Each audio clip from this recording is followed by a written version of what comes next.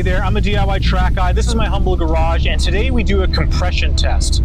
I've always been curious about the health of this motor, as I've basically done nothing to it but spark plugs, wires, that sort of thing. And I have gone on a few track days, long drives, and driven it pretty hard.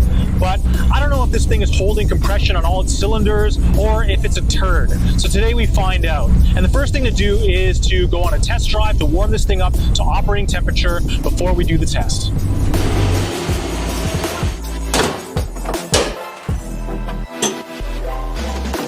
This is a Mizuno cylinder compression tester kit, which I got from Amazon and I purchased with my own money.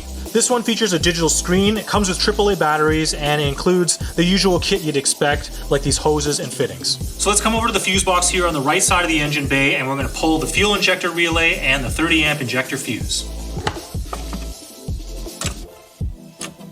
Now let's remove the spark plug wires. And using a 5/8 spark plug wrench, let's remove each of the spark plugs.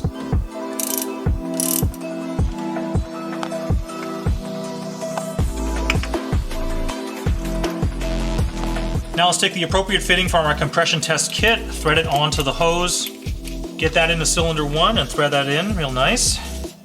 Then hook up the gauge. So let's pay attention to the reading on the first hit as well as the max reading.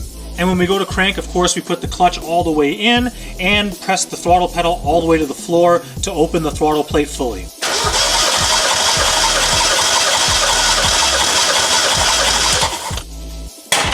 Ooh, that's not good. So Houston, we have a problem. The fitting on the end of this hose that goes into the cylinder has broken straight off. And it's stuck into cylinder 1 right now. 0 out of 5 stars, would not recommend.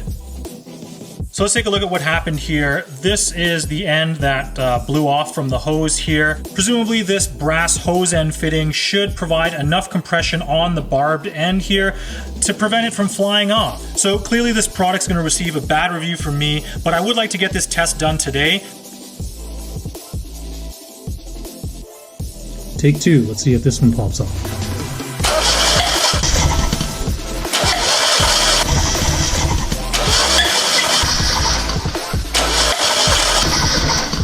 After reviewing the footage, here are the max compression numbers for each of the cylinders. It's looking pretty good, with the lowest one being cylinder 3 and the highest one being cylinder 2.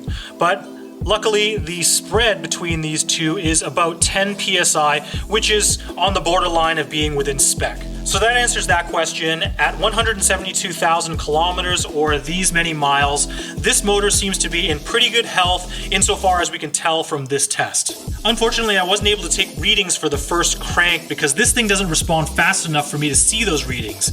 Yet another reason why this thing sucks, and it's going back for a full refund.